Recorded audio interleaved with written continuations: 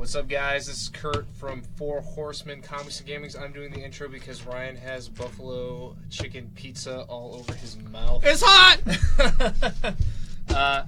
But he is here with me, and we are in for round 4 with our fan favorite, Curtis Taylor. Oh, wait a minute. Claypole.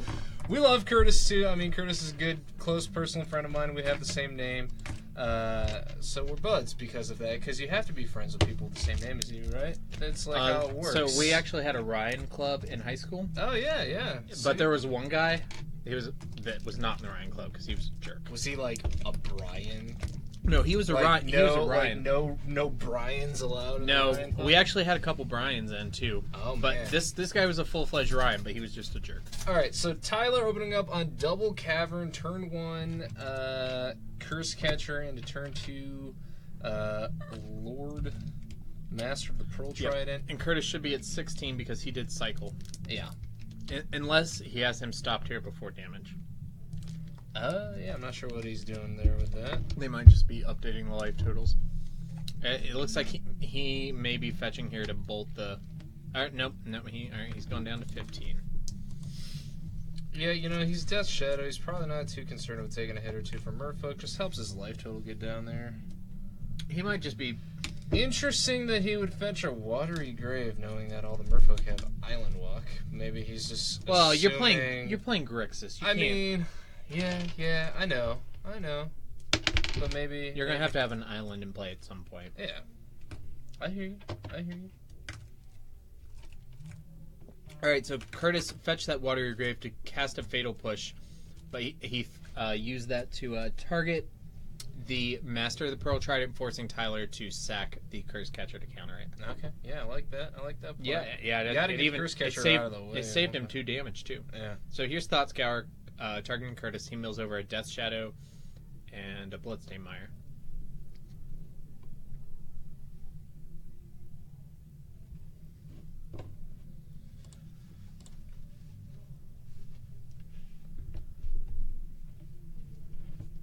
Alright, there's a polluted delta. Gonna crack it, go probably to 10?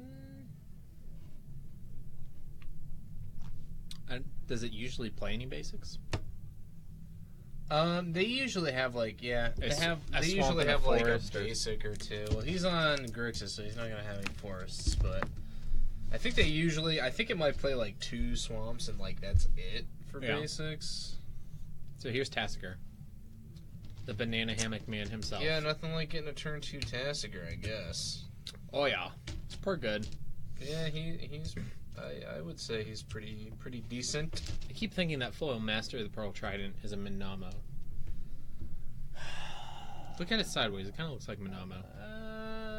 The land? Yeah, it was School of Water's Edge. Yeah, I mean, I don't see it. Here's a swing for 3. I don't doubt that you see it.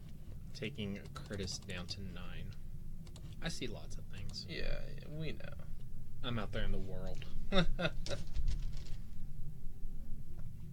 Alright, so Tyler has a lot of gas despite missing a single land drop. Yeah. But Curse Catcher into 2 Lords is about as good as it gets. Ideally, he would like to have another land in there and play something else, but... Yeah, I mean, because right now he can't really cast anything other than Merfolk, which I know Merfolk doesn't cast too many things. He can cast a Vial. So he could cast a Vial. The only things he can't cast right now are Akira and then like Spreading Seas. Mm-hmm. Maybe if he has like main deck Spell Pierces or Vapor Snags or something. Yeah. Which I mean, Spreading Seas and Seas Claim, they'd be pretty good in this matchup. Yeah. All the Death Shadow decks are super greedy with their mana bases. All right, here's Tasker swinging in for 4, taking Tyler down to 16. All right. Yeah, can't block the Merfolk, so you might as well get in with an attack. Oh yeah. Might be sitting on some more Fatal Pushes. I don't know. He's also a Lightning Bolt deck, so getting in there. Ooh, yeah. Having the Tasker bounce, that's rough beats. That hurts. I wonder if he has a Mana Leak here or no. Well, there's the caverns, so yeah, that's rough. There was I went out to store in Washington to play with. Good old gaming dungeon. Yeah, went to the gaming dungeon to play with the guys down there yesterday. I went with Curtis, and he used this deck, and he played a game against Mono Bluetron. I like that deck. And he got Tasigur. He cast Tasigur, and then Tasigur got repealed. Ugh. Then he loaded up his graveyard again over the next 2 turns, tried to cast Tasigur again, and it got remanded. Ugh. And then he went to cast Tasigur a 3rd time, and it got repealed again. Ugh. And I was like, this sounds... Oh, and he drew cards off of all 3 of those spells. Yeah, yep. So... That's crazy. Yeah, I think they were just playing casually between rounds, though, so I don't think it wasn't very high stakes. But still, that can happen. Tasigur, I mean, having a 4/5 on turn 2 pretty consistently is ridiculously strong. Yeah, just having those Delve guys bounce, though, is so hard. That's why Tasigur is almost unplayable in Legacy, because he gets bounced by Karakas. Yeah. And that can just happen every turn. Right, and you can't, like when you have to delve 5 cards out of your graveyard every time you want to cast him, those cards don't come back, so you have to try to build up some resources again to get him back out there. Right. That looks like is that the Amonkhet Island? I believe it is. Yeah. It might be the Hour of Devastation. No, I think it's Amonkhet. Actually, I'm pretty sure it's the Amonkhet. It's just the foil makes it dark and hard to see. Hear somebody fiddling with a gate downstairs. I'm very excited for the upcoming unset. Yep. What's that one called? It's not unbridled, but it's a synonym of unbridled, I believe. It's because we had unglued and then we had unhinged. What did they say it was going to be called? We didn't look it up. Yeah, so Snapcaster targeting Fatal Push, I'm assuming. Yeah. So when the new unset... It is unstable. Yay! Alright, so here's Snapcaster, Fatal Pushing the Master of the Pearl Trident. Yeah. Curtis needs to answer both of these creatures or find another blocker. Yeah. And he doesn't, so Tyler's quickly going to take game number 1. Up a game over Curtis Taylor. Yeah. Rough night for Grixis Shadow around here, I guess. I mean, everybody needs to push these shadow decks around and say, we're not going to take it. Yeah. I agree. We want to see, I don't think it needs banned or anything, but people need to, show it's who's boss. Louis Scott Vargas thinks that Death Shadow should be banned. Yeah, I saw he posted a video on Channel Fireball saying that. I didn't watch it, but he had a convincing argument. I mean, he says he doesn't think the meta is in a bad spot. He doesn't think Modern's in a bad spot. He thinks that it is in a good spot. But he thinks that with there was some speculation that the new Claim to Fame card that just came out in Hour of Devastation was a really good tool for the Death Shadow decks. Right. Things like that. He basically made the argument that it would be a quality of life ban for Modern to just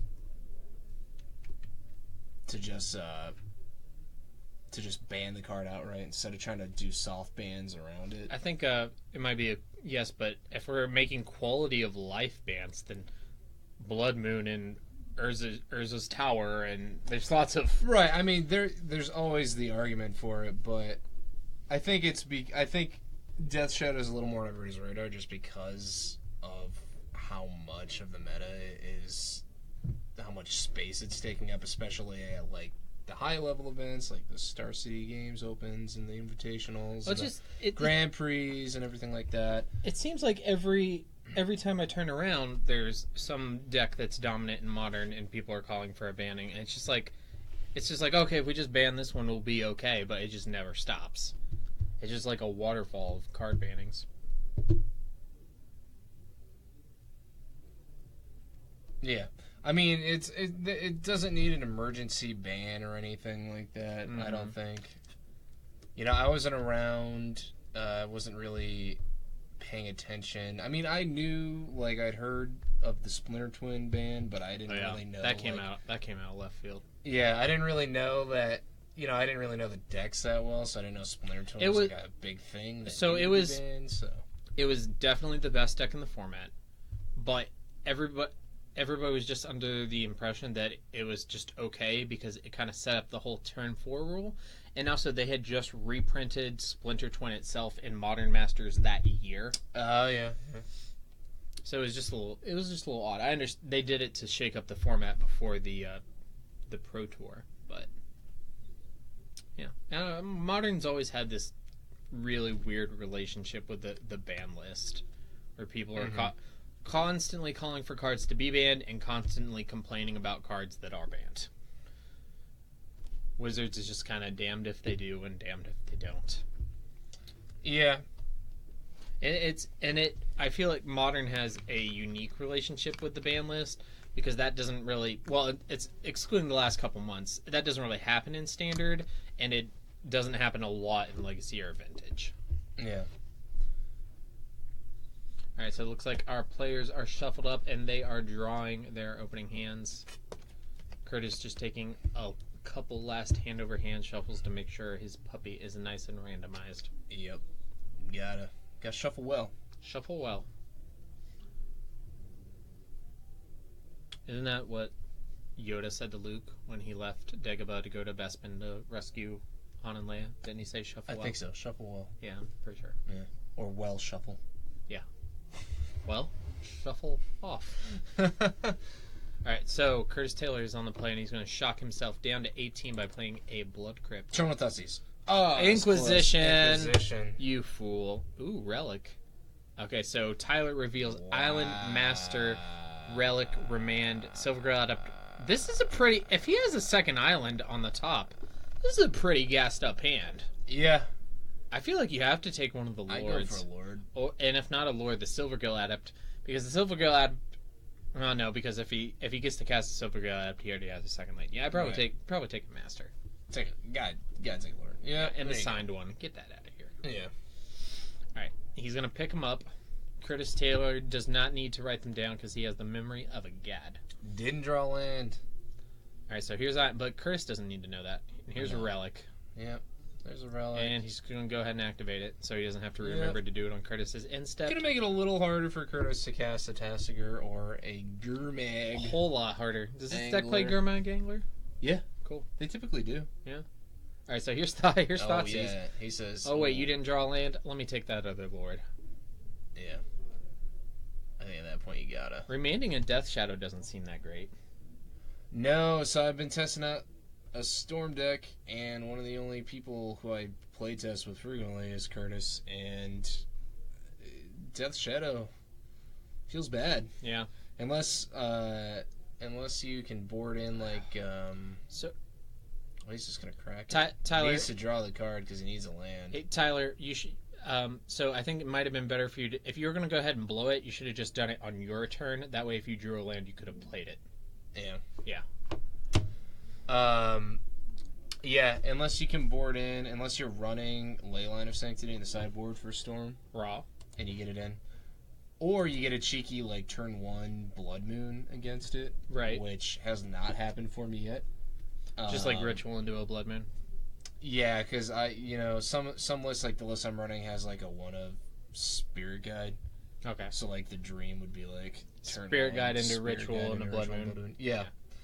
Almost got a turn 2 Blood Moon when I was playing against another Grixis Shadow deck yesterday at the Gaming Dungeon, but in true Grixis Shadow fashion, I got Inquisitioned on turn 1.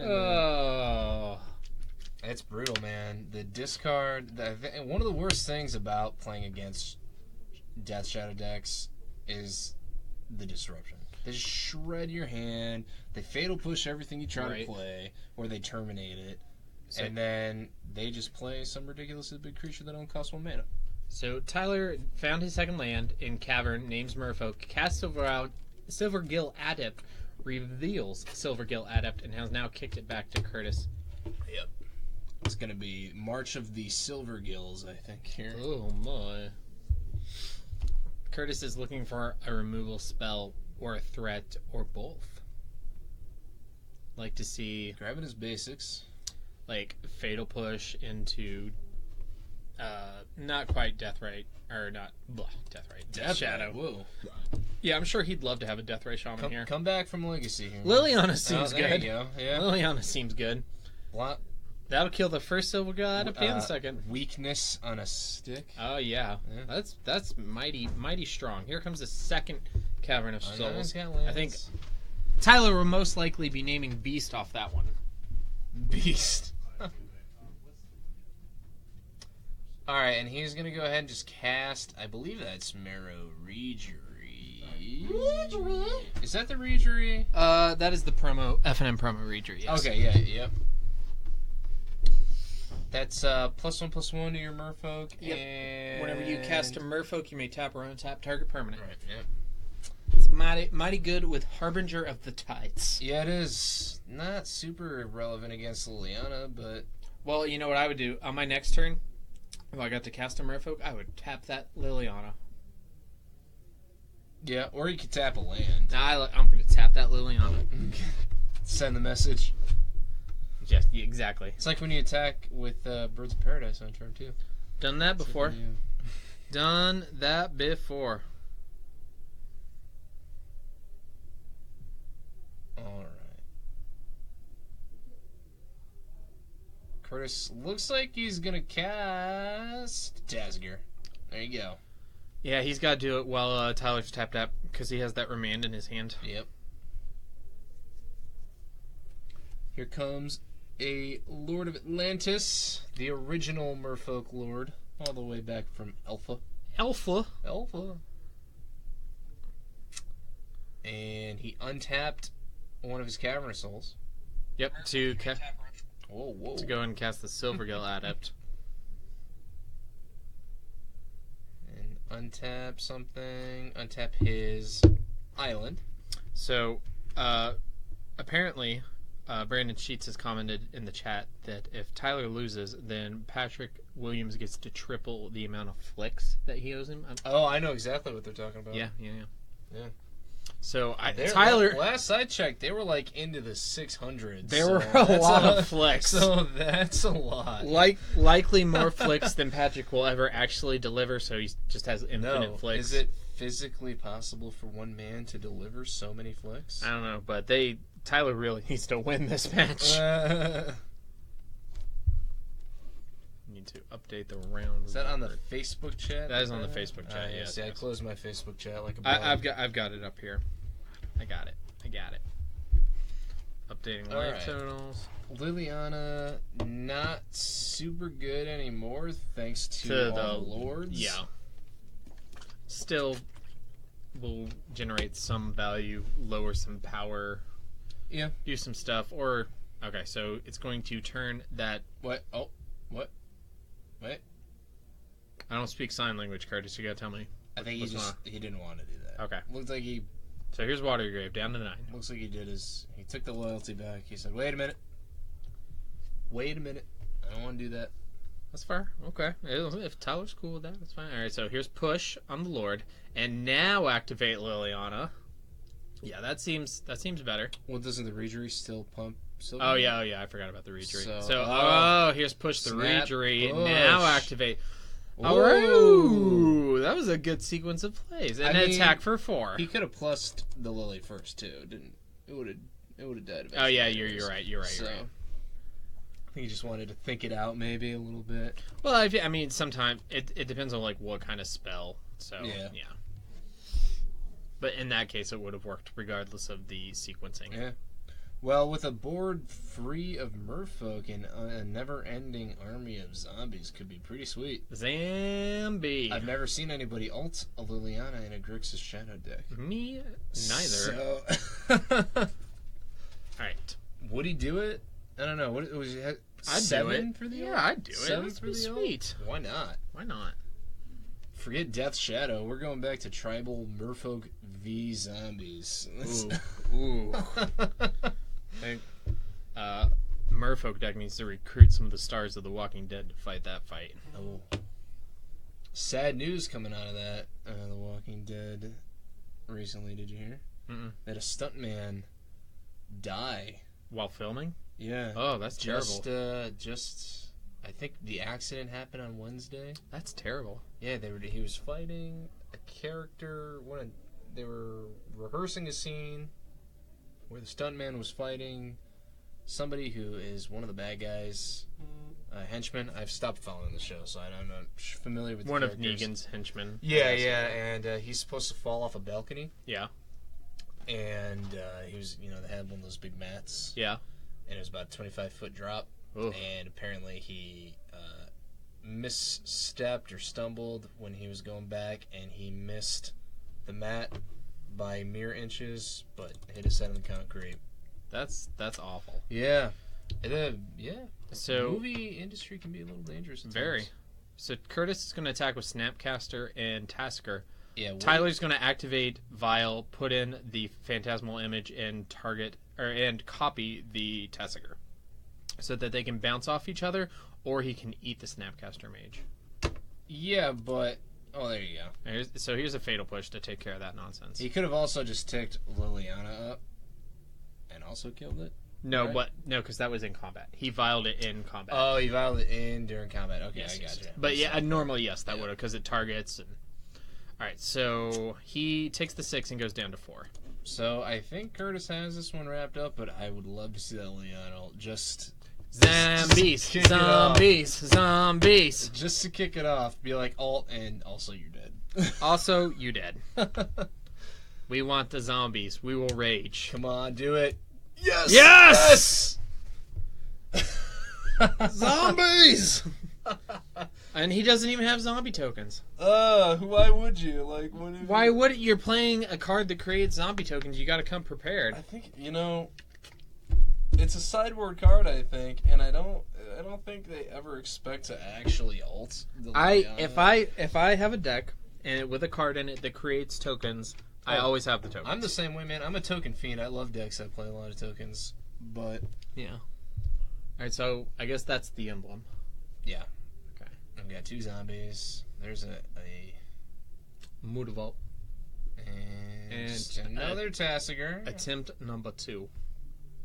Not super relevant against the incoming horde of zombies. So he's going to get 4 zombies on his next upkeep. I think he's just going to kill the Tessiger again. Maybe terminate. We'll find out. Oh, no, snap push. How many Fatal Pushes does Curtis Taylor go? Remand the push? But he can just... Well, no, because it get exiled. It get exiled, yeah. We might be having an incoming judge call. I'm not sure. I don't know if Curtis has come up with that interaction before. Is that... Is that a judge? I don't know. I'm going to step downstairs. I'll be right back. Yeah. Yeah. So no matter what, the Fatal Push will get exiled. Yeah, and Tyler still gets to draw. Right. Even if it gets countered here. So, SOS, yeah. Okay. Yeah, we're coming. Yeah, so when you cast a card with flashback, it gets exiled no matter where it would go. So, no matter what, that's going to go to exile. Tyler's going to get to draw a card. Interesting to note, too, you can cast a remand on a spell that can't be countered, and you'll still get to draw a card off of it. Because the draw part of the remand happens independent of whether or not the spell gets countered. And there's a Death Shadow and a big attack, and Tyler's... Yeah, it looks like he said, I'm good, you got this one, and they're going to go to game 3. All right. Yes, Mr. Taylor had never come across that interaction before. Yep. I was also just informing everybody that if you cast a remand targeting a spell that cannot be countered, it will not counter that spell, but you will get to still cycle. Get to draw a card. Yeah. Back when Twin versus Jund and Obzon was a thing, I saw Minion Abrupt Decay remanded. Oh yeah, why not? Get that card draw. Yep. So it's like, alright, Abrupt Decay, target your Deceiver Archetype. Well, can I draw a card? Yeah, you can draw a card. I remember myself and one Alan Shank battling that matchup quite a bit. Mm. All right, so we're going to game 3. Yep. This will be the final game of the evening, unless they somehow manage to kill each other simultaneously, in which case we'll go to game 4. Yep, which I'm not sure how either of those decks would accomplish that. I don't know. No. That Phoenix from Cons of Tarkir, does Curtis run that? I don't even know what you're talking about. There's like a Morph Phoenix that does 2 damage to both players on the upkeeper, or when it flips or something. I should try to design a deck that only Google kills people at the same time. What's that there Phoenix from the Cons of Tarkir that kills people at the same time? I'll be amazed if this actually deciphers anything. No, it came up with Demolition Man, the movie. Oh, nice, yeah. Makes perfect sense. Great movie, Demolition Man, by the way. Yeah. Phoenix, Cons of Tarkir. What is that? One of Sylvester Stallone's classics? Yes. Ash Cloud Phoenix. 2 red, 4/1 flying.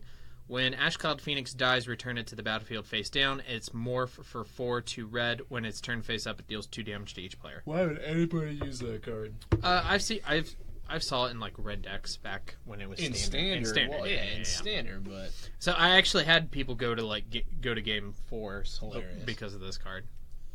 Yep. So Tyler gonna be on the play here. Needs better than a 1-lander, and so far he looks like he drew a 1-lander. So he's gonna mulligan that right away.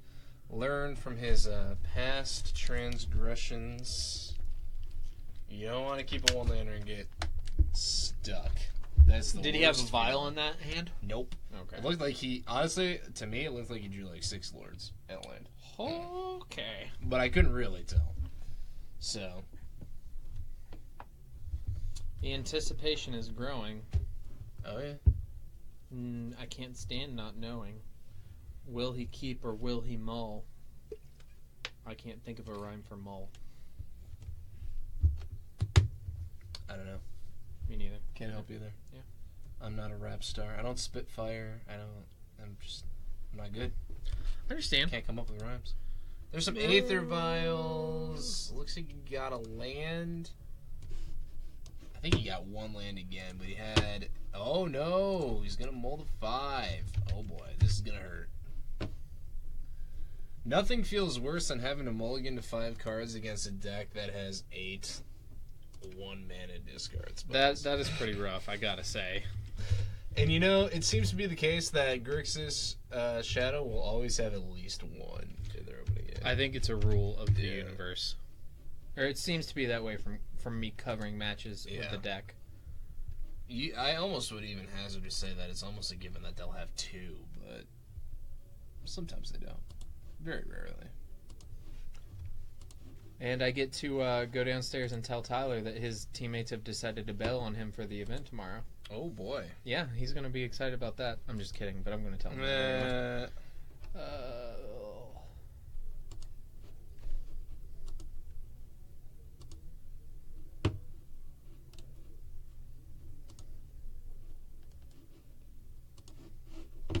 All right, so Tyler's on the play.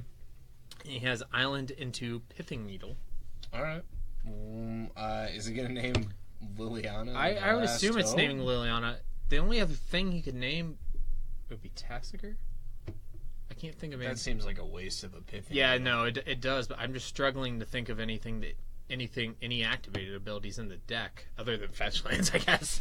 Polluted Delta. So that piece of paper that Tyler was holding up said SOS. Tyler, I told him I can't read it. All right, I'll be right back. Okay, yeah. You gotta hold it up. Alright, Ryan's gonna go scold Tyler. Tell him to get that paper held high so we can actually read it. And Curtis is gonna open up on a turn 1. Inquisition again. Reveals Master of the Pearl Trident, Island, and Minamo. Yeah, the Pithing Needle's on Tasker. Okay. No, it's on Liliana. Okay. Alright, and Curtis only going to fetch down to 19. Grabbing his basics. I guess he's wary of the Spreading Seas, but we haven't seen a single one. I guess that way if they get Spreading Seas, he gets to draw his shock lands. Yeah. That makes sense. And fetch them with future fetch lands. So what? He discarded the Master? Or no, that's the rest of his hand. Yeah. What did he discard off the Inquisition? I honestly don't... I don't know. Didn't look like he got it. Oh, no, he couldn't do anything because he only had... the Master? He only had the Master and 2 lands. Alright, gotcha. And then he drew the Lord of Atlantis off. Alright, so here's Minamo, the School of Water's Edge. Yep. To cast Relic. Which Tyler will... Attack for 2. Attack for 2. Down to 17. Yeah. Or... Down to 15. 15, because the Thoughtseize. Yep. Yes. Well, you're going to crack the fetch right off the bat? Yep. Guess he doesn't want him to delve out a Tassiger or a Gurmag. Yeah. No, I mean, I think that's a concern. Yeah. Yeah. And he needs something. You know, he's drawn off the top now. He's got to get through his deck, and he risks having whatever he draws ripped out of his hand. Yeah, and if he does it now, and he draws a Curse Catcher or an Aether Vial, he can cast it. Right. I like it.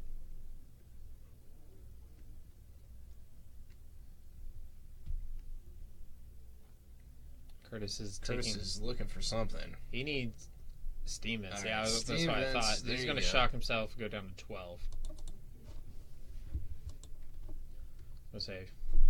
I assumed he was looking for Steam Vents, but I guess he was just thinking about it. He may have some double black spells that he may need to cast. Oh, just going to Thought Scar himself? Yep. Hey, he says, yeah, no problem. I'll refill my graveyard. That's cool. Mills, he's already up to 4 cards. And Serum Visions. Serum. Yep. I'm guessing Tyler did not draw a 1 mana spell. Yeah, I'm guessing. No idea Unless what he it's got. a Spell Pierce. Or Vapor Snag. Alright, there's a Scalding Tarn. Mm-hmm.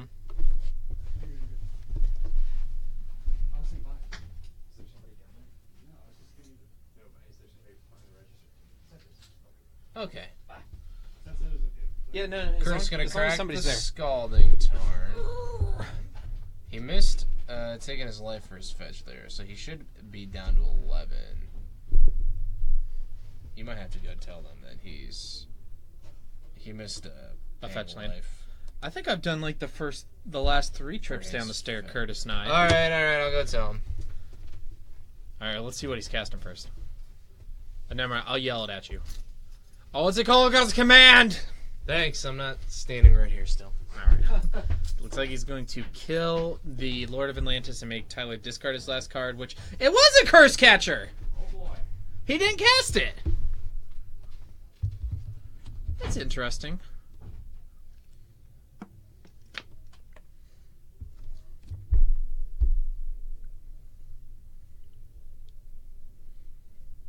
All right, Curtis and I is downstairs, confirming those laugh totals. We will have him back up here in the booth momentarily.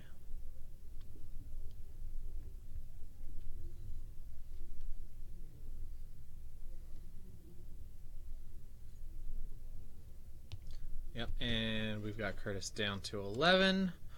Looks like we're caught up. Still have about 15 minutes left on the clock.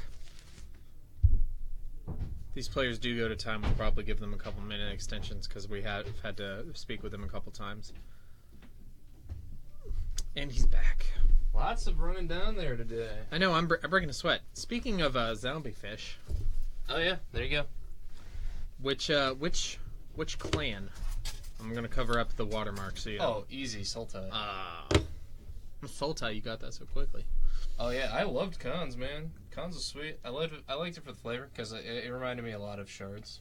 Yeah, the Unspoken Realms podcast has been doing the Cons of Tarkir stories in between episodes when there's not an Hour of Devastation story to do. So I've been nice. I've been catching up on a little Cons of Tarkir lore. Actually, Dragons lost me a little bit though. I was hoping they would stick with the 3-color theme the whole way through. But they, then they went to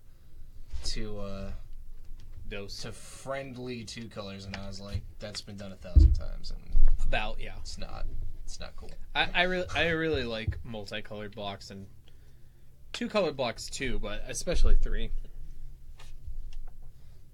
I think another allied colored, like another shard colored block in the next couple years would be something that people would I would love if they went back to Alara for like a... Well, get this. What if they went back to Ravnica, but now there's 5 guilds? Like every guild has allied itself with another guild? I don't know, man. No, okay, just to get this, so like the Selesnya allied themselves with a Simic, and now they're like the band colors.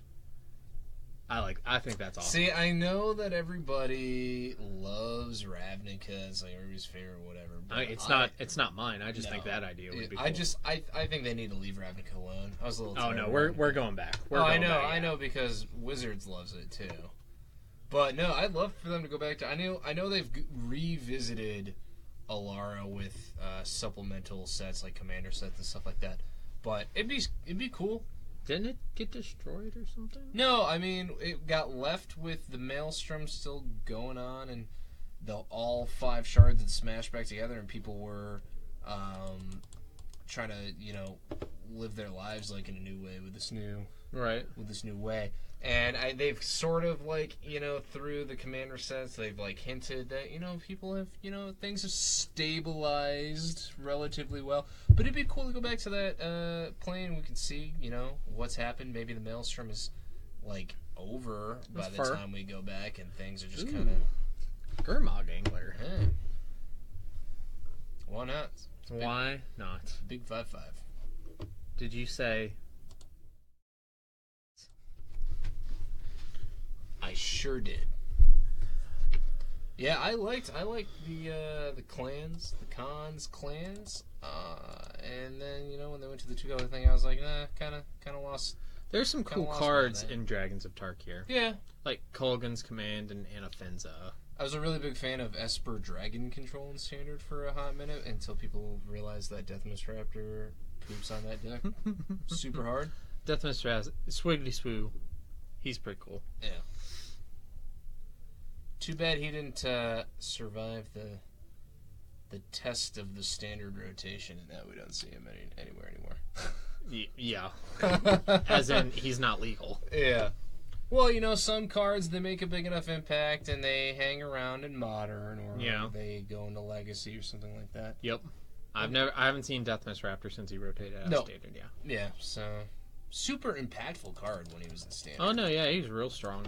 But I think he needs it to make his way into my cube. I've thought about putting him in my cube 100 times, but I just haven't because I don't have any morph cards in my cube, and I just don't. You'd have to put a bunch, or he could just be the one. But I mean, it'd be so obvious though, because then if anybody casts a morph, they're gonna know immediately what it is.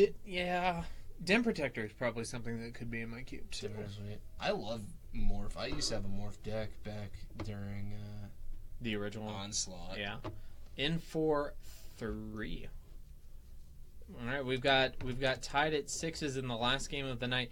Here's Snapcaster Mage Terminate, targeting the Master of the Pearl Trident.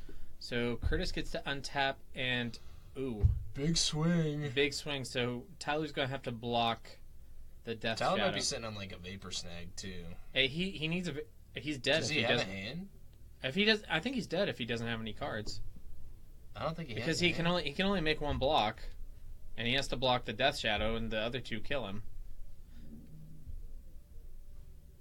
He may have his hand set off to the side or something. Yeah. Or he might just be dead. I think he's... Okay. Good match. All right, and Curtis Taylor takes this one 2-1 in that, as we say, is that in the business. But before we leave you guys this evening, we're going to take a couple minutes to talk about an upcoming event that we have here that we're all super excited about. I'm just bringing up the image.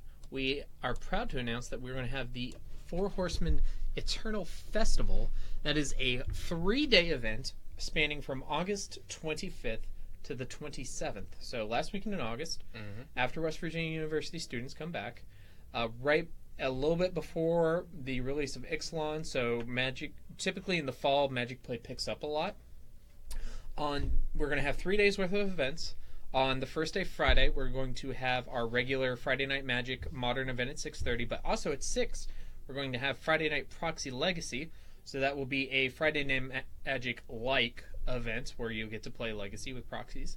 And then we have our big main event on Saturday. It is the Four Horsemen Team Eternal Championships. Now, you haven't heard of Team Eternal before because I made it up. Yeah. It is Modern, Legacy, and Vintage, and we will allow proxies for the Legacy and Vintage portions of that. We'll also have an Eternal Masters Draft side event. And then on Sunday, we have the Four Horsemen Proxy Legacy Championships, and we'll have a no ban list Modern side event for that. Sounds positively degenerate. Yes, we have. So if you'd like more details on this, go to facebook.com/4horsemancomics. Click on events. We have an event page up that still has most of the information. We're still updating some of the details, but you can follow it there. We're hoping to be streaming all of these events. We'll definitely stream F&M.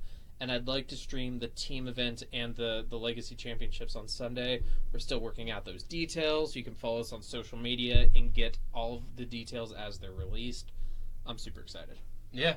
It sounds like it's going to be pretty festive. Mm-hmm. And I've already heard, the Peanut Gallery seems pretty excited as well. Well, good, because we run all of these things for the Peanut Gallery. Without them, there would be no events. That's true. All right, well, we're going to go ahead and close off. Thanks, guys, for watching. Make sure you check us out. We are broadcasting from Four Horsemen Comics and Gaming in Morgantown, West Virginia. We have 2 other great locations in Waynesburg, Pennsylvania, and in Bridgeport, West Virginia, in the Meadowbrook Mall.